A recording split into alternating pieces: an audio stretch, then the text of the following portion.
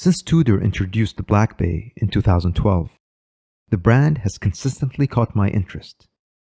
I vividly recall stumbling upon an ad for the Black Bay and thinking, wow, this watch is stunning. I wanted one, especially in the black dial, blue bezel combo.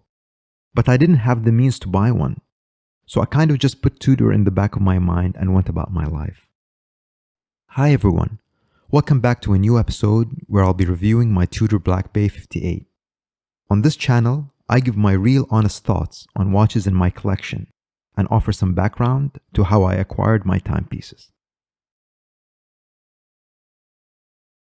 The Black Bay of 2012, also known as the Heritage model, represented Tudor's modern interpretation of the Tudor Submariner.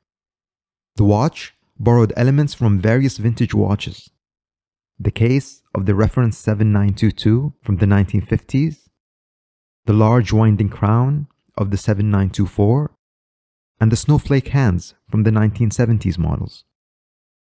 Initially released in the original burgundy and later in the blue and black bezel variants, all three with the black dial, the historical rose logo, and curved text, the watch was also powered by a revised era movement.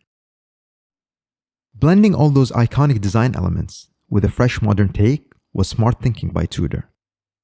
The Black Bay has proven to be the linchpin in Tudor's rebranding strategy, making it the single most important collection in Tudor's watch lineup in recent history. Over the years, Tudor has released a slew of Black Bay models in various sizes, case materials, and complications. Among them, the Tudor Black Bay watches with the rose insignia and smiley text, now highly sought after, remained my favorite. Part of me regrets not trying harder to acquire one in 2015. However, everything changed in 2018 when Tudor released the Black Bay 58. The Black Bay 58 was everything I liked about the original Black Bay, and then some. With the reduced size, it seemed to be the near-perfect fit for my 6.5-inch wrist. However, a new challenge arose. I had just started a new business in the same year. All my funds were directed towards the business, and I didn't have spare money lying around to buy a luxury watch. At that point, I decided to do the smart thing and wait it out. In early 2019, another opportunity to buy the Black Bay 58 came up. However, at that time, I was also eyeing an IWC chronograph. As tough as the choice to choose between the two was, I found myself unable to resist the beauty of the blue dial on the IWC, and ultimately decided to purchase that watch. This recurring theme of having to put the Black Bay on the back burner continued. By the way, if you'd like to watch the video I made on the IWC Pilot chronograph, I'll place a card here and provide a link in the description below. Finally, last year, when I received a call from the AD informing me that a Black Bay 58 was available, I decided enough was enough and went over without hesitation to buy the watch. Tudor simply nailed it with the 58, from the case dimensions of 39mm, 47mm lug-to-lug, and a slim height of 11.7mm, to the charming vintage elements like splashes of gold all over the dial, the red triangle on the bezel, and the large crown with the absence of crown guards.